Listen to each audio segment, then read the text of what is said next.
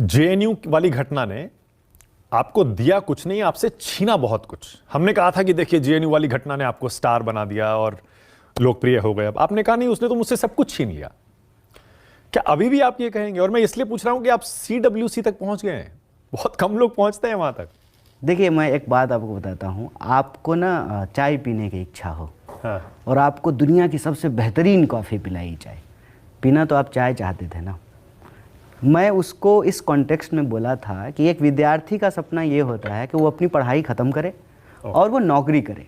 जो career choice वो लेता है खुद से, उस कैरियर चॉइस को वो फुलफिल कर पाए। तो आप नौकरी करना चाहते थे? बिल्कुल, मैं आप नौकरी राजनीति में नहीं आना चाहते? नहीं, मैं किसी कॉलेज में पढ़ाना तो नई बात है एकदम।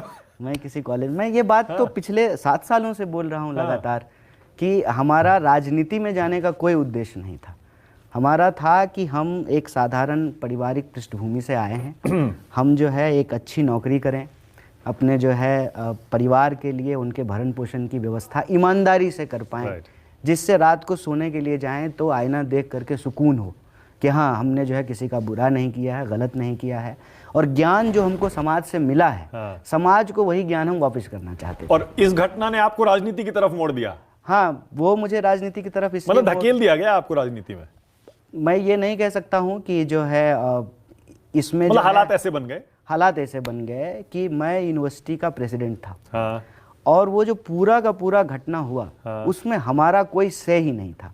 ना मैं एडमिनिस्ट्रेशन था जो परमिशन देता, ना मैं प्रोग्राम का आयोजक था कि मैं उसमें शामिल होता, ना मैं जो है इस देश का गृह मंत्री था, वहां पर मौजूद भी नहीं थे, कानून व्यवस्था को देखता। मैं कहीं से जो है ना, मैं उसमें शामिल नहीं था।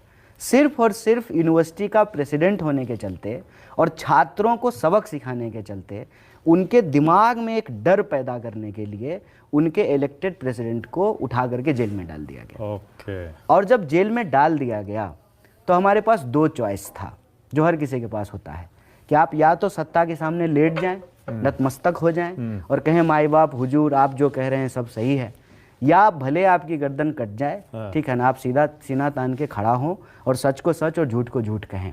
और मैं अपने विश्वविद्यालय का ऋणी हूँ। उस विश्वविद्यालय ने मुझे पढ़ाया।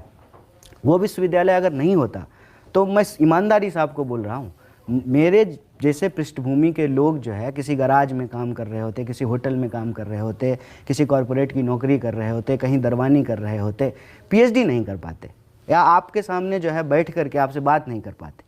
कितने ऐसे लोग हैं मुझे बताइए जो आज भी गटर में उतरते हैं, ड्राइवरी करते हैं, रेलवे में नौकरी करते हैं, कॉरपोरेट की नौकरी करते हैं, किसानी करते हैं, आप उनको बुला करके उनसे बात करते हैं? मेरे ख्याल से एक नहीं।